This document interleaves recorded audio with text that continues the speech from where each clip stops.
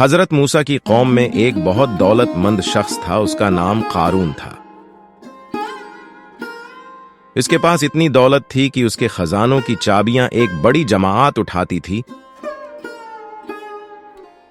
وہ شخص یعنی قارون دولت نہ خود پر خرچ کرتا تھا، نہ ہی کسی غریب شخص پر، بس مال جمع کرتا رہتا تھا۔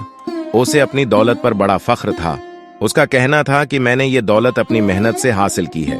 لوگوں نے اسے بہت سمجھایا کہ تمام دنیا کے لوگوں کو دولت صرف اللہ تبارک و تعالی ہی عطا کرتا ہے، اس لیے تم اپنی دولت کو اللہ ہی کے راہ میں خرچ کرو۔ لیکن قارون نے کسی کی بات نہ مانی اور مسلسل اللہ کی نافرمانی کرتا رہا۔ پھر ایک دن وہ بڑے فخر کے ساتھ قوم کے لوگوں کے سامنے نکلا۔ جو لوگ دنیا کے طالب تھے وہ اس کو دیکھ کر کہنے لگے، کاش ہمیں بھی قارون کے جتنی دولت ملتی، یہ کتنا خوش نصیب ہے۔ لیکن جو لوگ اللہ سے ڈرتے تھے وہ کہنے لگے، نیک لوگوں کے لیے آخرت میں اس سے بھی کہیں بہتر انعام موجود ہے۔ جب قارون اپنی سرکشی سے باز نہ آیا تو اللہ تعالی نے اسے اس کی دولت کے ساتھ ہی زمین میں گاڑ دیا۔ کوئی بھی اس کو عذاب الہی سے بچا نہ سکا۔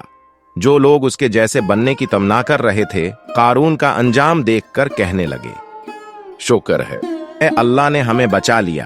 اگر ہمیں بھی قارون کے جتنی دولت ملتی اور ہم بھی سرکش اور گمراہ ہو جاتے تو اللہ ہمیں بھی زمین میں دھنسا دیتا۔ ہمیں کبھی بھی کسی سے حیرت نہیں کرنی چاہیے۔ اللہ نے ہمیں جو کچھ عطا کیا ہے اس پر اوترانا نہیں چاہیے، بلکہ اللہ کا شکر ادا کرنا چاہیے۔ کسی کو حقیر اور کمتر نہیں سمجھنا چاہیے۔